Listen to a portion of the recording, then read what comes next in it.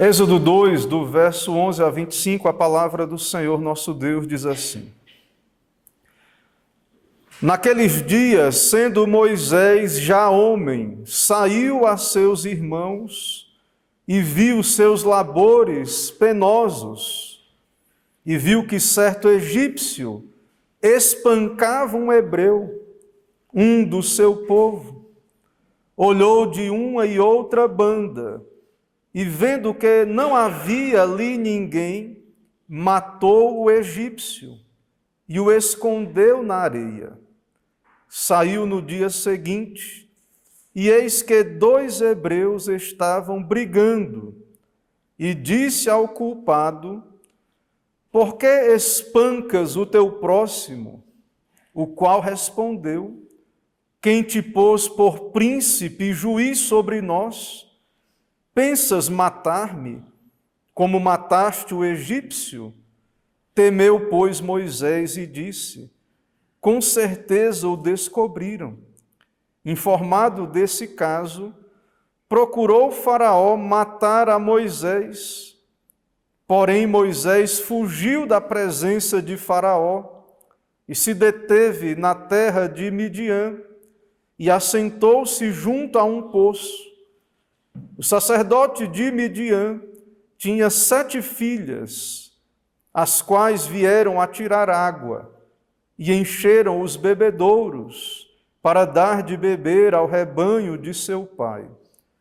Então vieram os pastores e as enxotaram dali. Moisés, porém, se levantou e as defendeu e deu de beber ao rebanho. Tendo elas voltado a Reuel, seu pai, este lhes perguntou: Por que viestes hoje mais cedo? Responderam elas: Um egípcio nos livrou das mãos dos pastores e ainda nos tirou água e deu de beber ao rebanho. E onde está ele? Disse às filhas: Por que deixastes lá o homem?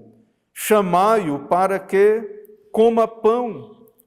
Moisés consentiu em morar com aquele homem. E ele deu a Moisés sua filha Zípora, a qual deu à luz um filho, a quem ele chamou Gerson, porque disse: Sou peregrino em terra estranha. Decorridos muitos dias, morreu o rei do Egito. Os filhos de Israel gemiam sob a servidão, e por causa dela clamaram, e o seu clamor subiu a Deus. Ouvindo Deus o seu gemido, lembrou-se da sua aliança com Abraão, com Isaque e com Jacó.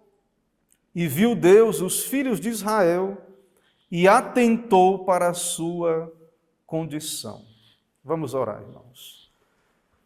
Senhor, nós te adoramos, louvamos teu nome em adoração pública, na tua presença, nesse momento em que queremos, por tua graça, ó Deus, ouvir a pregação, a tua voz na palavra. Pedimos, ó Deus, abençoa-nos.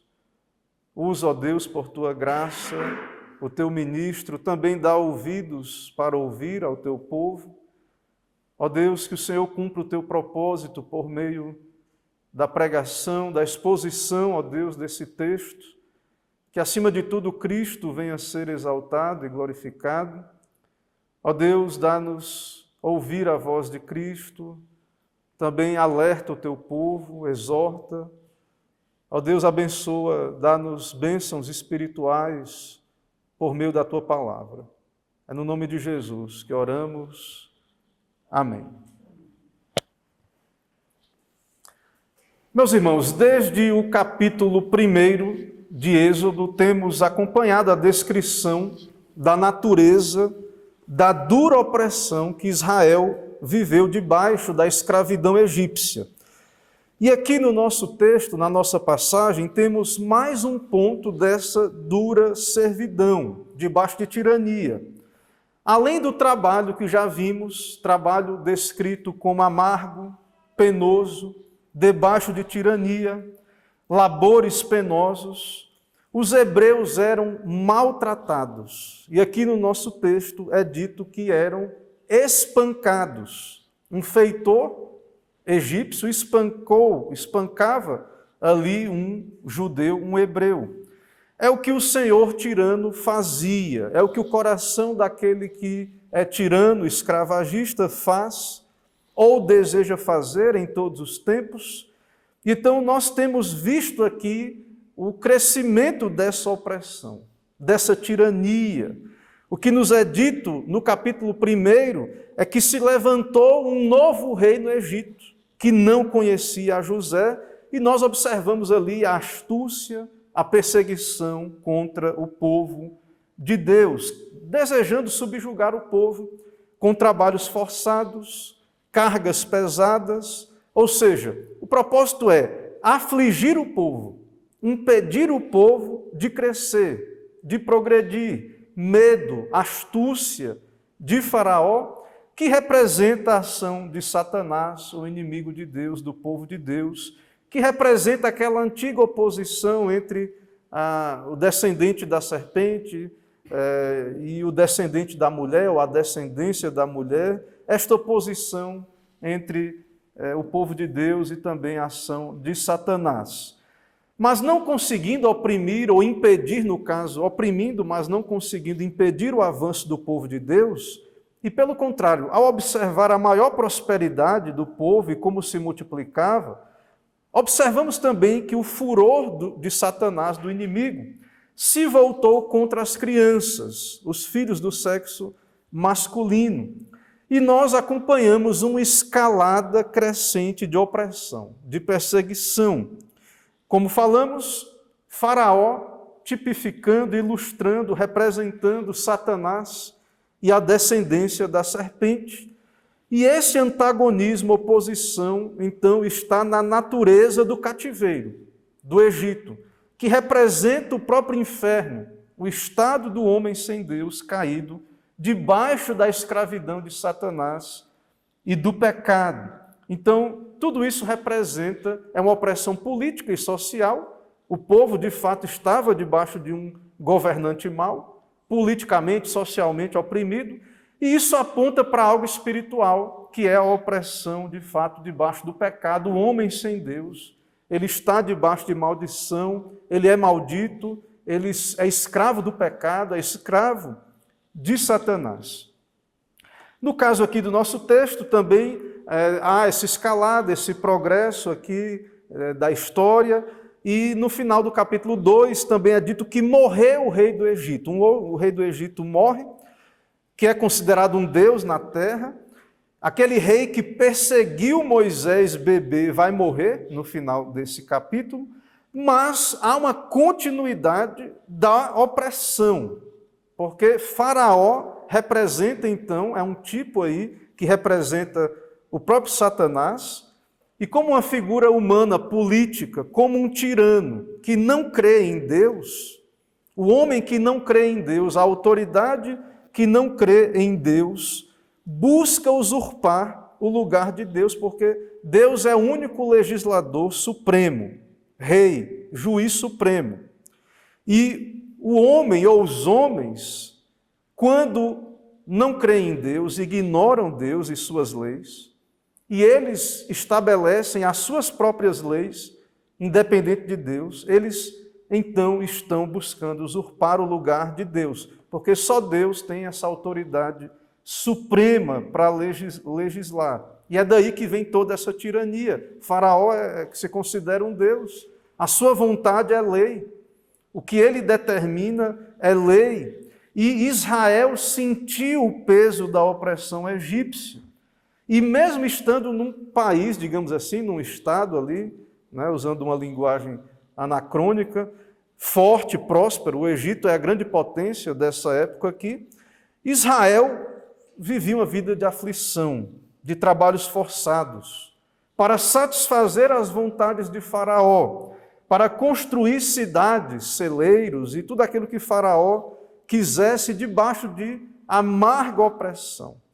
E o texto diz também no final do capítulo que as orações e clamores do povo de Deus subiram diante de Deus, seus gemidos, as aspirações, os gemidos, aquilo que é mais interno dentro do coração do povo.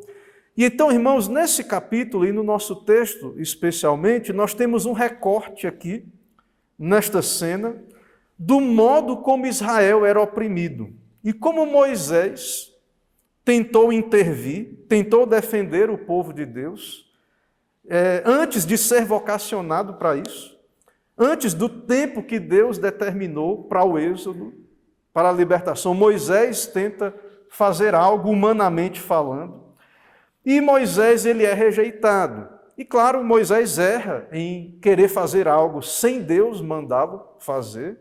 Moisés erra e peca em matar um egípcio, mas ao ser rejeitado, Moisés aponta para Cristo. Porque há um padrão, há uma característica de que o profeta, o grande Salvador, o Senhor Jesus Cristo, seria rejeitado pelo seu povo. E então, estes que são tipos e sombras do Antigo Testamento, os profetas do Antigo Testamento, eles são também rejeitados. Há toda uma linhagem de rejeição dos profetas, o povo de Deus rejeitou, e nós lemos aqui durante a liturgia, o próprio Deus, através de parábola, representa como ele enviou seus servos aos lavradores da vinha, e finalmente enviou o Filho, e veja que todos foram rejeitados, e o próprio Filho, eles o mataram, desejando a herança. Irmãos, irei caminhar por esse texto a partir do tema o libertador levantado conforme a aliança.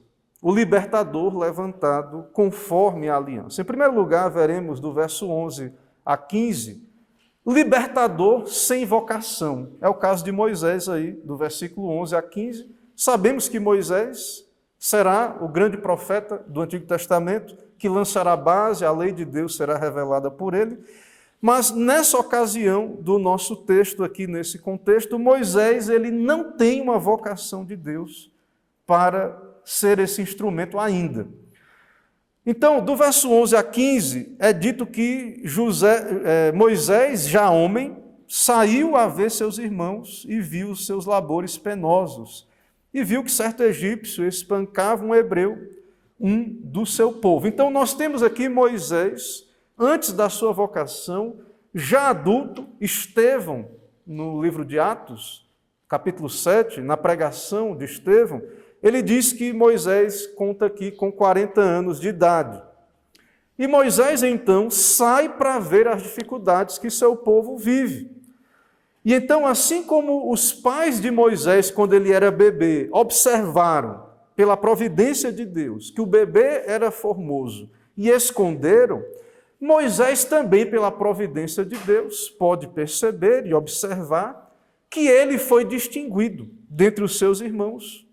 Moisés, e Estevão também fala disso, foi criado em toda a ciência dos egípcios. E então há evidências ou indícios de que Moisés, de fato, teria um papel extraordinário, diferenciado, dentro do contexto do povo de Deus. E Moisés, então, já homem, sai para ver a situação do povo, e então nós vemos aí, o texto descreve que um egípcio espancava um hebreu, um do seu povo. Moisés, então, ao sair, ele vê o estado de opressão em que Israel está, a agressão ao seu povo, e Moisés vai tentar fazer alguma coisa. Moisés, ele olha para um lado, ele olha para o outro, ele vai se certificar de que não tem ninguém vendo, no verso 12 diz isso, olhou de uma banda e de outra banda, e vendo que não havia ali ninguém, matou o egípcio e o escondeu na areia. Então, Moisés toma uma atitude pecaminosa, errada, e, de fato, não apenas o matar, e isso, claro, é um crime hediondo, inclusive a Escritura, ela estabelece a pena de morte para o assassinato. É claro que uma autoridade, de modo legítimo, ao cumprir a lei de Deus, quando cumpre a pena de morte, ela, de fato, está fazendo isso de modo legítimo, ou em várias circunstâncias de guerras lícitas, justas, é possível, então, que a vida seja retirada sem incorrer na quebra do mandamento não matarás. Mas Moisés, irmãos, ele não é autoridade divinamente constituída, ele não é príncipe e juiz sobre Israel, ele não tem uma vocação, ele não tem um ofício dado por Deus neste momento para executar esse tipo de sentença. E Moisés, então, ele julga ali, executa aquele homem e ele peca. E também ele peca porque ele quer fazer algo sem ter a vocação de Deus. Deus não mandou Moisés fazer nada. É verdade que no futuro Moisés será profeta, mas sem vocação de Deus, ninguém pode entrar em ofício nenhum. Meus irmãos, isso está em toda a Escritura. Nós vemos aqui no caso de Moisés, isso está desde o Antigo Testamento, isso também no Novo Testamento. Quando Deus chama, por exemplo, os apóstolos, Paulo, ele sempre diz, chamado pela vontade de Deus. Então, além de salvo, foi necessária uma vocação para que Paulo e os outros apóstolos e outros oficiais da igreja pudessem exercer o seu ofício. Ninguém pode entrar em ofício senão conforme a ordenação de Deus, conforme a palavra de Deus, sob a pena de ir sem autoridade e sem a presença do próprio Cristo, sem a presença favorável de Deus, por sua conta e risco, que é o caso de Moisés aqui. Veja que há um comentário e há um princípio também de interpretação da hermenêutica, que a Escritura interpreta a própria Escritura, e no Novo Testamento, no sermão de Estevão, em Atos 7, no verso 25, Estevão nos diz que Moisés presumia que seus irmãos entenderiam que Deus lhes daria libertação por meio dele. Ou seja, antes da vocação oficial de Moisés, ele pensou, não, o povo vai entender que se tem alguém para libertar esse povo, tem que ser eu. Príncipe do Egito, criado no palácio de Faraó, toda a ciência dos egípcios eu obtive, separado do povo. Então, se tem alguém para fazer alguma coisa aqui, tem que ser Moisés. Mas eles não entenderam, ele foi rejeitado, essa tentativa levou à rejeição da liderança de Moisés, que é o que acontece no nosso texto, no verso 13 e no verso 14. Ele matou, no verso 12, o egípcio, se escondeu na areia. No verso 13 diz, saiu no dia seguinte, e eis que 2 hebreus estavam brigando. Não é mais um egípcio oprimindo ou espancando um hebreu, mas 2 hebreus brigando. E disse ao culpado, por que espancas o teu próximo? O qual respondeu, aí veja a rejeição. Quem te pôs por príncipe e juiz sobre nós? Pensas matar-me, como mataste o egípcio? Temeu, pois, Moisés e disse, com certeza o descobriram. Então Moisés deveria ter esperado pelas instruções de Deus, pela ordenação de Deus, para que ele pudesse ocupar a posição de príncipe, de juiz para julgar. E então Moisés, ele vai à frente, ele toma essa atitude e ele é rejeitado.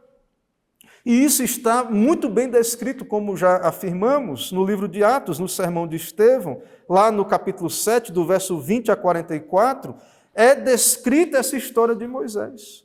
Diz que ele era formoso aos olhos de Deus, foi mantido na casa do seu pai, lá no verso 20 do capítulo 7 de Atos, foi educado em toda a ciência dos egípcios, era poderoso em palavras e obras, Estevão diz, e no verso 23 diz que quando completou 40 anos, veio a ideia de visitar seus irmãos, os filhos de Israel, vendo o homem tratado injustamente, tomou-lhe a defesa e vingou o oprimido, matando o egípcio. Ora, Moisés cuidava que seus irmãos entenderiam que Deus os queria salvar por intermédio dele. Sou eu, Deus vai me usar para salvar vocês, sem Deus ter dado ordem nenhuma. E aí tudo isso Estevão, ele repete a história que temos aqui em Êxodo, e Moisés é rejeitado. O homem diz, acaso queres matar-me como fizestes ontem ao egípcio? A estas palavras Moisés fugiu e tornou-se peregrino, estrangeiro, na terra de Midian, onde lhe nasceram 2 filhos. E Moisés, irmãos, é um filho do pacto.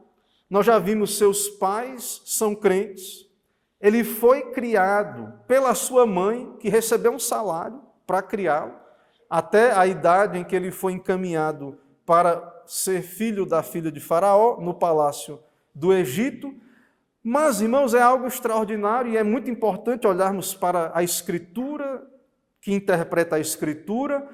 E esta cena que temos aqui em Êxodo 2, ela é comentada também pelo autor aos Hebreus, que nos diz que estes atos aqui de Moisés, apesar de ele não ter vocação, e nesse sentido ser uma desobediência, e depois pecou porque tirou uma vida, mas que há fé em meio a esses tropeços de Moisés. O autor aos Hebreus diz que isto foi um ato de fé. Não tinha vocação para ser libertador, mas é um crente, é salvo alguém que tem fé. Há uma vocação para a salvação e uma vocação para ofício na igreja. Moisés já era crente, ele já tem a salvação, a fé salvadora, ele crê em Deus, ele crê na palavra de Deus, mas ainda não tem a vocação para ser profeta, um oficial da antiga aliança, um ofício do Antigo Testamento. E então o autor aos Hebreus diz, no capítulo 11 da carta aos Hebreus, no verso 24 a 27, é muito importante, eu peço que preste atenção, acompanhe, se puder, Hebreus 11, verso 24 a 27. Veja o que o autor aos Hebreus diz. Pela fé, e veja que foi um ato de fé, pela fé, Moisés, quando já homem feito, fez o quê? Recusou ser chamado filho da filha de Faraó, preferindo ser maltratado junto com o povo de Deus, a usufruir prazeres transitórios do pecado. Moisés tomou uma decisão, ele tomou um partido. Moisés não ficou entre 2 pensamentos. Eu vou aproveitar o melhor de ser filho do pacto, mas eu também posso aproveitar o melhor de ser filho da filha de Faraó. Ter as regalias, comer das iguarias do rei. A melhor coisa, eu sou hebreu, tenho as bênçãos espirituais do pacto, a bênção de Abraão, e estou aqui no palácio de Faraó, a maior potência do mundo. Não, irmãos, Moisés é crente. Então, essa atitude de sair, de ver o que estava acontecendo, essa preocupação, então o autor aos Hebreus diz que ele preferiu, ele recusou, então, a posição dele como egípcio, ele abraçou, então, a posição dele como hebreu, e preferiu ser maltratado junto com o povo de Deus do que usufruir prazeres transitórios do pecado, porquanto considerou o opróbrio de Cristo por maiores riquezas do que os tesouros do Egito. Que se for para ficar pobre, se for então para perder os privilégios do Egito, ele considerou o opróbrio de Cristo maiores riquezas do que os tesouros do Egito, porque contemplava o galardão. É crente, crê na promessa. Pela fé, ele abandonou o Egito. Ou seja, mesmo em meio a esses tropeços aí, em meio à incredulidade, em meio a querer e fazer o que Deus não mandou, a matar o egípcio, diz que pela fé ele abandonou o Egito, não ficando amedrontado com a cólera do rei, antes permaneceu firme, como quem vê aquele que é invisível. Então são atos de fé. Esses atos, então, descritos no nosso texto, na seção que estamos considerando, foram atos de fé em meio à incredulidade, em meio ao pecado, um santo pecador, um justo justificado, mas ainda pecador. Moisés crê, ao mesmo tempo quebra a lei de Deus, age sem palavra de Deus, sentencia à morte um egípcio, sem ser Moisés uma autoridade constituída. Ele que julga, né? Que seria o libertador, mas ainda não. Então, ele executa uma pena de morte, né, sem ter autoridade para isso. Né? Deus é quem dá autoridade e constitui as autoridades para que elas possam exercer vingança em nome de Deus, fazer justiça. E tudo isso, irmãos, toda essa providência de Deus nesse relato de Moisés, tudo isso revela que a salvação pertence ao Senhor, que é no tempo de Deus. A salvação é um ato de um Deus soberano e livre. Deus tem um tempo, Ele usa os meios que Ele quer, que Ele determina, em sua aliança. Não é como o homem quer, não é a vontade do homem, não é a vontade de Moisés, não é o que Moisés julga. Moisés não é mais sábio do que Deus. Mas, irmãos, em meio ao tropeço de Moisés, ao seu pecado, Moisés aponta para Cristo.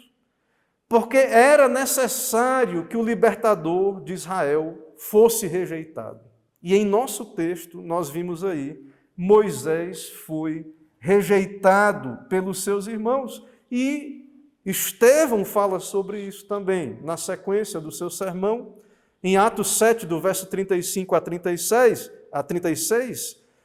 veja que ele diz de Moisés, Atos 7, do verso 35 a 36. A este Moisés, a quem negaram reconhecer, dizendo: quem te constituiu autoridade e juiz? A este enviou Deus como chefe libertador.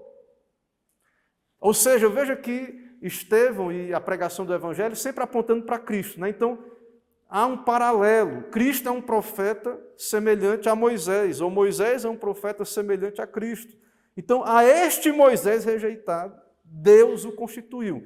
Aí o povo poderia fazer a mesma inferência. A esse Cristo que vocês rejeitam, esse Jesus que vocês desprezam, Deus o constituiu príncipe, salvador, mediador. Então, a este Moisés, Deus o constituiu. Era necessário a rejeição.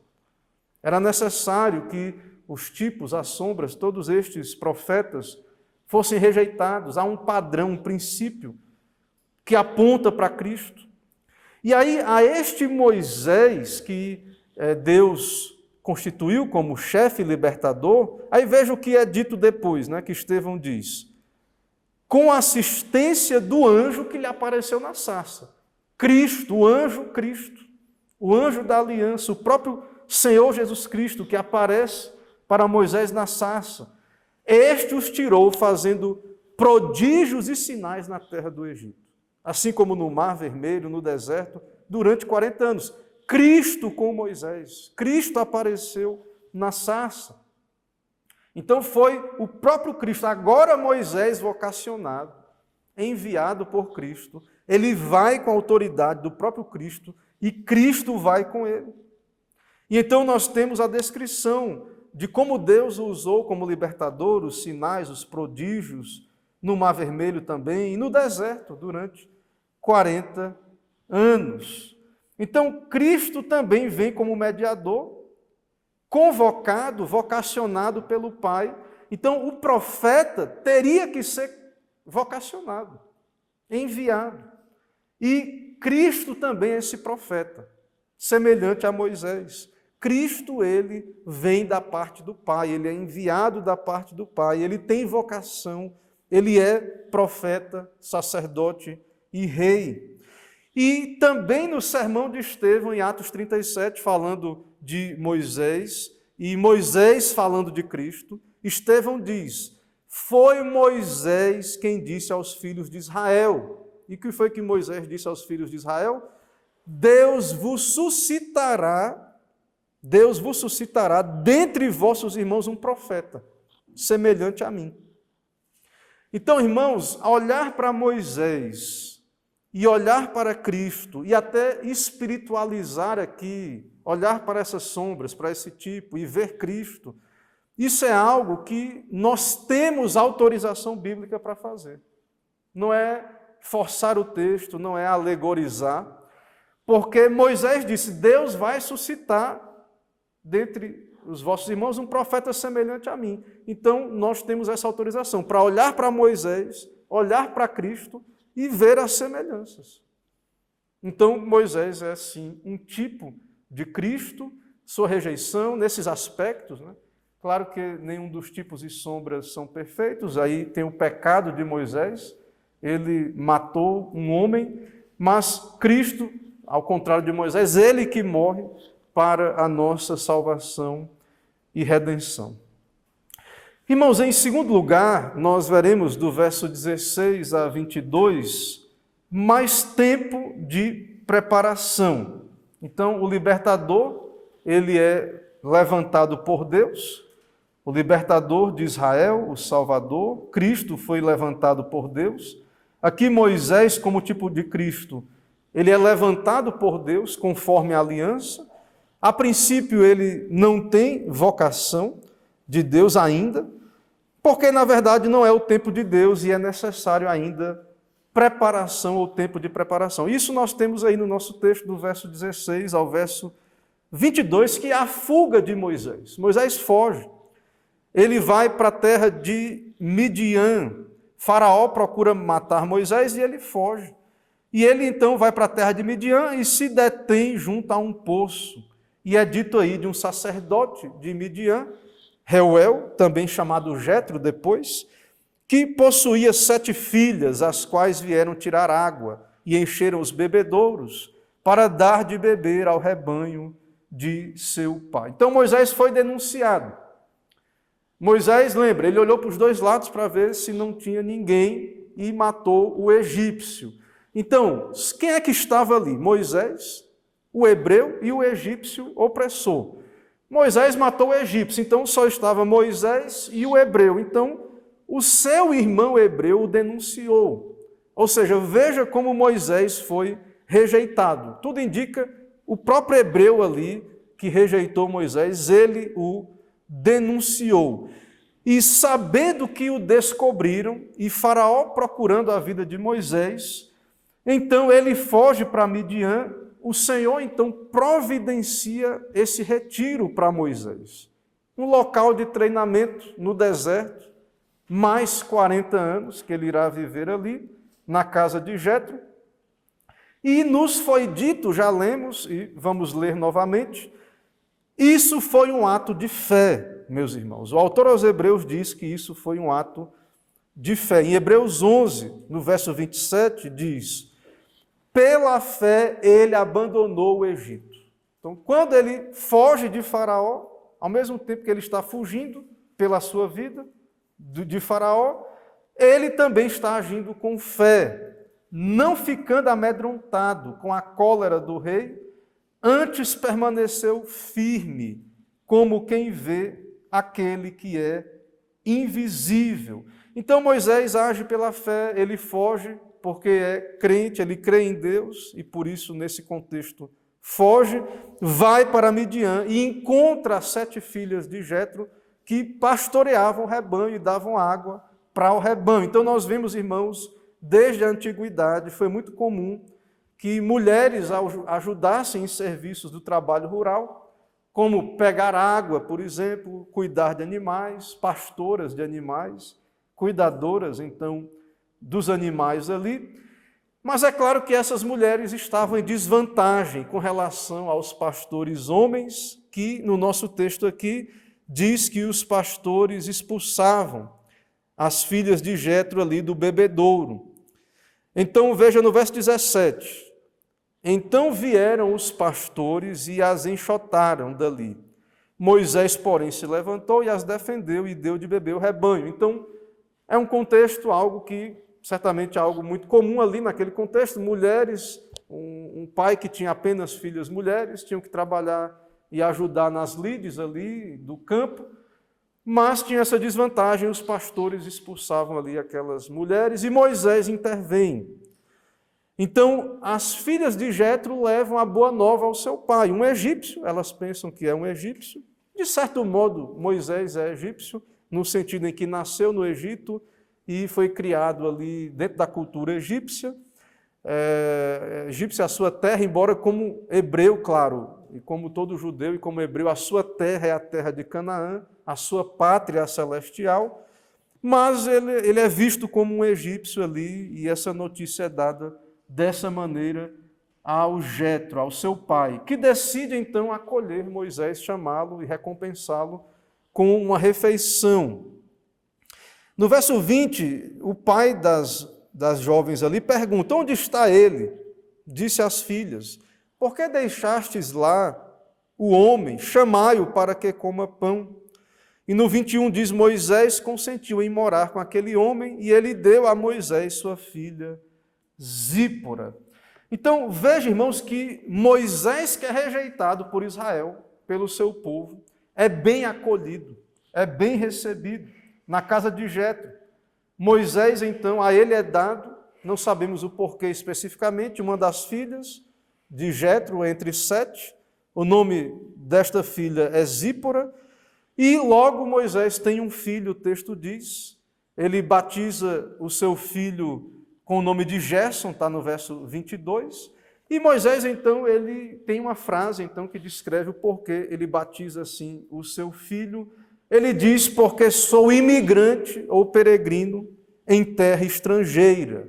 Moisés é imigrante, ele é estrangeiro ali na terra de Midian. Então, porque ele está fora do Egito, então, como eu disse, o seu vínculo, a sua terra, nesse momento é o Egito, embora ele seja judeu. Então, ele é estrangeiro na terra de Midian. Lembre, irmãos, que Abraão foi imigrante ou estrangeiro, e agora Moisés, e nós vimos também José, foi imigrante. E é por isso que na lei de Deus, essa é uma das razões porque o povo de Deus, lembra, Israel, ele é advertido na lei de Deus a amar o estrangeiro, porque eles foram estrangeiros no Egito. Então, de fato, o estrangeiro é como uma característica, é uma classe de vulneráveis, como o órfão, como a viúva, e Deus adverte o povo de Deus a amar o estrangeiro. Então, essa permanência no Egito, a permanência dos patriarcas e da própria igreja em terra estrangeira, nós somos estrangeiros, nossa pátria é celestial, muitos de nós, e a maioria aqui, é literalmente estrangeiro aqui, em outra terra. Então, há um propósito de Deus para isso aqui, que o povo fosse peregrino estrangeiro no Egito. Isso é didático, porque toda a terra é do Senhor, toda a terra é de Deus. É Deus quem estabelece os limites da habitação do homem. Mas Deus queria ensinar o seu povo isto, né? Até depois vai dizer: amem o estrangeiro, porque vocês foram também estrangeiros. E nós todos, na igreja, o povo de Deus, nós somos estrangeiros nessa terra que não é o nosso lugar, mesmo que estivéssemos, a maioria aqui no Brasil, ou quem é daqui de Portugal, nós somos estrangeiros aqui, nós somos um povo, estamos aqui de passagem, logo o Senhor Jesus irá voltar, teremos novo céu e nova terra, e ali teremos uma pátria, nova pátria celestial. Então o nosso vínculo maior é este, sabemos que a terra é de Deus, e sabemos então, irmãos, não é por acaso, e devemos olhar para isso. Há vários estudos aí, pessoas que pesquisaram na Bíblia sobre essa ideia, né, do amor ao estrangeiro e tudo isso aí. É algo que nós, como igreja, temos que ter muito cuidado, temos que ter muita sabedoria bíblica para lidar e perceber essas coisas. Irmãos, em terceiro lugar, no nosso texto, do verso 23 a 25, nós veremos que Deus reage à sua aliança. Então, no final do capítulo 2, aí, a partir do verso 23, diz que, decorridos muitos dias, morreu o rei do Egito. Já falei sobre isso também na introdução, e há uma continuidade da opressão, do gemido sobre a servidão ali no Egito. E o povo de Deus clama, geme, grita, digamos assim, o clamor debaixo da opressão, e Deus se lembra da sua aliança. Há uma linguagem, Deus fala conosco como crianças ali, para que entendamos, claro que Deus não esquece de nada, Deus não esquece nunca de nada, Ele é onisciente. Mas nós vemos aqui, irmãos, que o povo ainda geme e Deus se lembra do seu pacto. Deus é um Deus que ouve, que vê, que lembra. Deus é um Deus presente que ouve e vê os gritos, os gemidos, o clamor do seu povo. Ou seja, a ideia de Deus lembrar é que Deus está atento, Deus responde porque Ele é fiel ao pacto.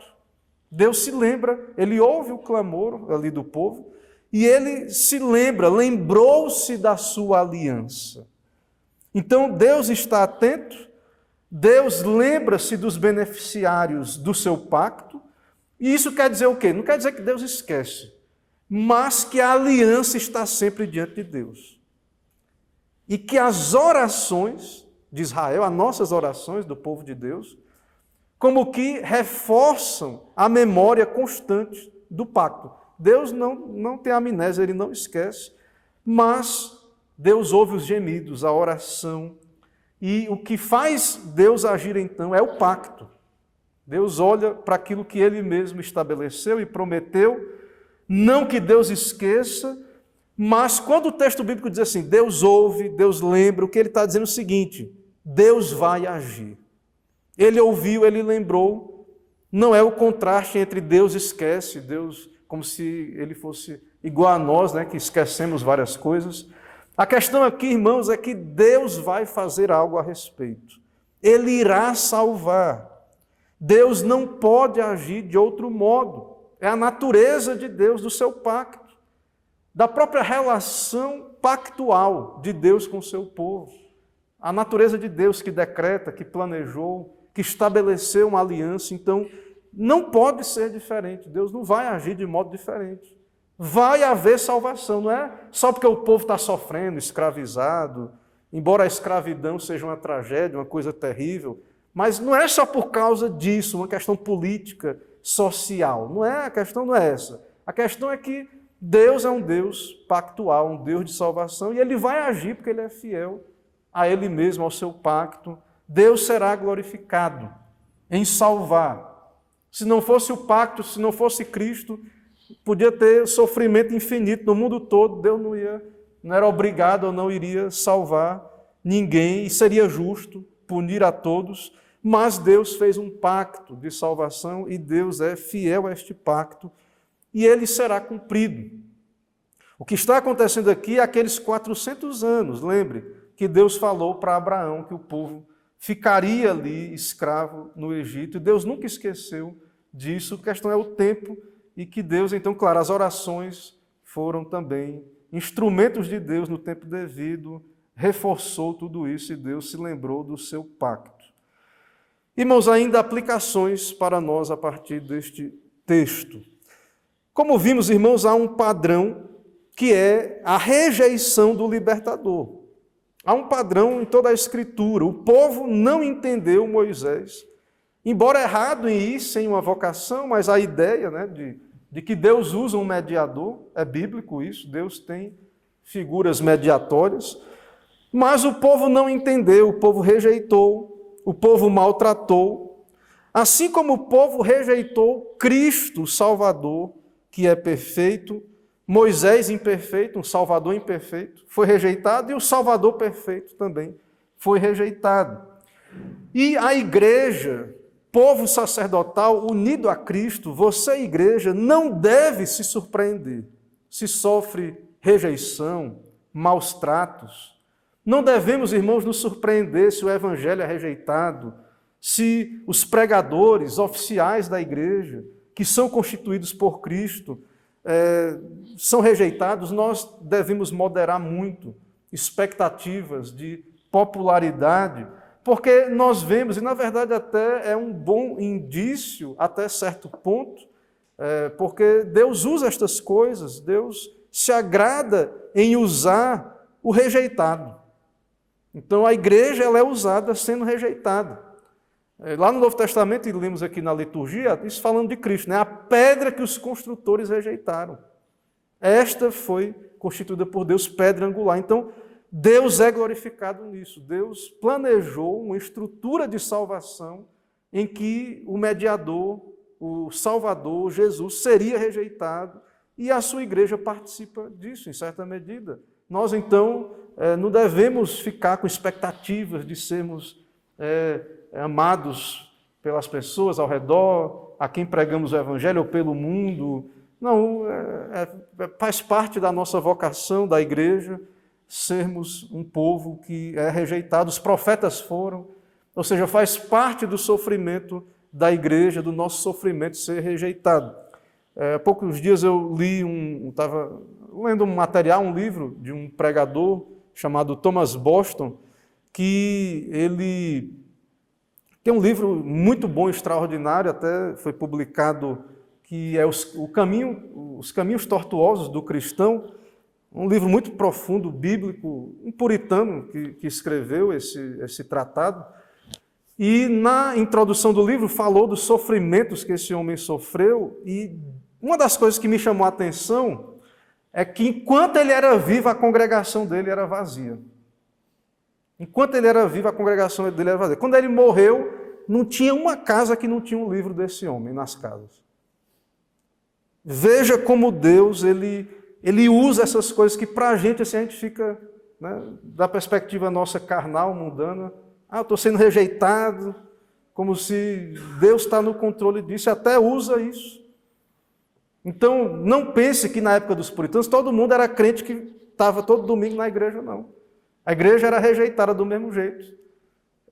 Eram homens muito eruditos, profundos, era verdade, eram homens muito mais gigantes, né? Grandes homens comparando com o que temos hoje. Mas eles também, não pense que eram populares, não.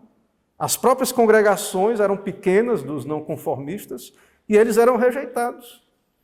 Então nós temos que ter cuidado, porque às vezes romantizamos a época dos puritanos, isso e aquilo, como se aqueles irmãos não sofreram aquilo que aqui vemos na Bíblia, Moisés sofreu, nós sofremos também do mesmo modo.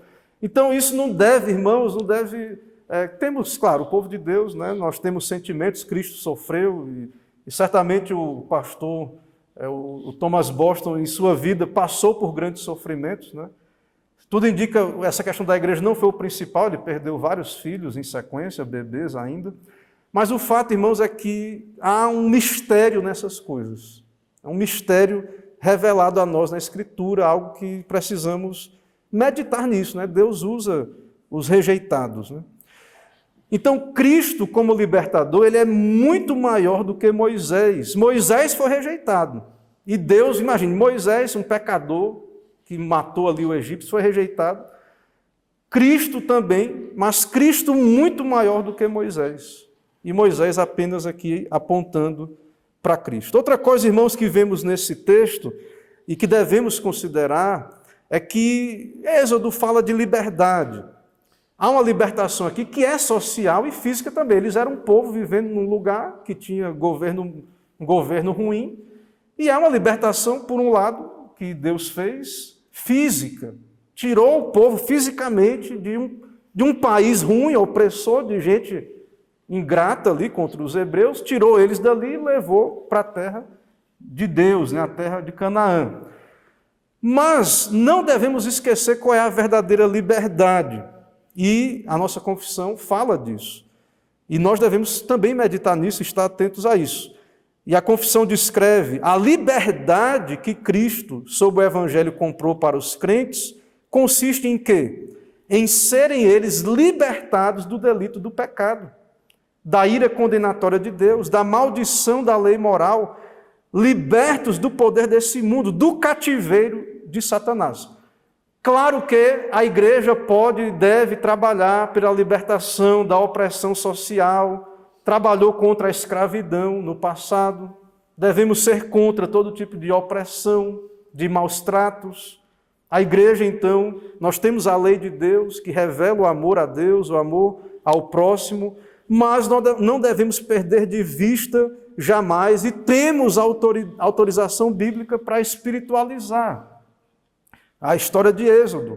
Sim, sem negar que houve uma salvação física e social, mas a grande libertação que aqui é apontada por meio de sombra e tipo é a libertação do pecado, do aguilhão da morte, a vitória da sepultura, da condenação eterna.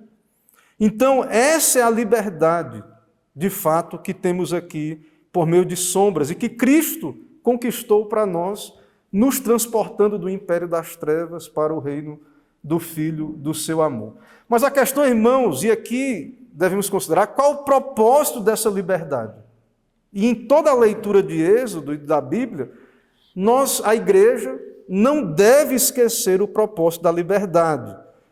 A igreja foi tirada, Israel foi tirado do Egito para adorar, para cultuar, para que preste culto a Deus no deserto ali, para ser sacerdócio real. Não é para fazer o que quiser, e aí agora ou não ter que fazer nada, ou não ter que servir a Deus com o culto, com a obediência. Veja que Moisés, pela fé, ao fugir do Egito, ele recusou a usar a sua liberdade. Como um agente livre, podia fazer o que quiser. Era príncipe do Egito, era hebreu, podia ficar ali, aproveitar o melhor dos dois mundos, mas Moisés recusou usar a sua liberdade no sentido da livre agência para os prazeres transitórios do pecado. Ou seja, como um crente, como um homem livre, salvação espiritual afeta toda a sua vida, as suas obras, as suas ações. Ele se posicionou, não ficou em cima do muro. Não, vou servir a Deus e vou servir também um pouquinho aqui, que é o que muita gente aí fora, incrédula, secular, ateu, diz. Não, já ouvi isso aqui, o tempo que eu estou aqui, uma pessoa nacional aí já me disse, né, fica ali em cima do muro, porque tem coisa que pode ser que seja o Satanás que me dê. Então tem gente que quer servir a Deus e a Satanás, uma hora pede para um, outra hora pede para o outro. Então, irmãos, Moisés se recusou não se posicionar. E então a liberdade do crente é a liberdade para a obediência. E isso vai afetar a nossa vida ao redor, nossas obras. Isso vai afetar como agimos com relação também à opressão e tudo que é ruim ao nosso redor. A confissão de fé também fala da liberdade cristã. E ela diz: aqueles que, sob pretexto de liberdade cristã, cometem qualquer pecado ou toleram qualquer concupiscência, destroem por isso mesmo o fim da liberdade cristã. Quem diz assim: eu sou livre, sou salvo pela graça, sou eleito, sou salvo, e aí agora eu tolero o pecado, vivo do jeito que eu quero, não obedeço à lei de Deus. Posso pecar, posso abrandar ali a lei de Deus, ou criar maneiras de desobedecer à lei de Deus. Isso é destruir a liberdade cristã. Pelo contrário, sendo livre das mãos dos nossos inimigos, sem medo sirvamos ao Senhor em santidade e justiça diante dele. Então, a liberdade é para servir, não do jeito que eu quero, os meus interesses. Não é isso. Deus libertou um povo para ser um povo sacerdotal, para cultuar a Deus, para servir a Deus. Então, você tem que morrer com Cristo, morrer para si mesmo. Viver a vida de Cristo. Cristo tem que viver em você, não é o que você quer. O que você quer, então, a sua vontade, ela tem que ser subjugada, mortificada, para que você possa, como verdadeiramente livre em Cristo, viver essa liberdade como ela tem que ser. Ou seja, não viver tolerando qualquer pecado ou concupiscência, nada disso. E, claro, há muitas tentações dos nossos dias e pecados que precisam ser mortificados. Meus irmãos, vimos também durante o texto a preparação de Deus, o tempo de preparação. Veja que Moisés achava que ele iria já libertar o povo. E Deus então diz: não, ainda 40 anos, Moisés. Deus então colocou Moisés numa escola de 40 anos no deserto, sendo pastor de animais, ali humildemente fazendo o seu serviço, cuidar da sua família, casar, ter filhos. Uma preparação silenciosa da parte de Deus.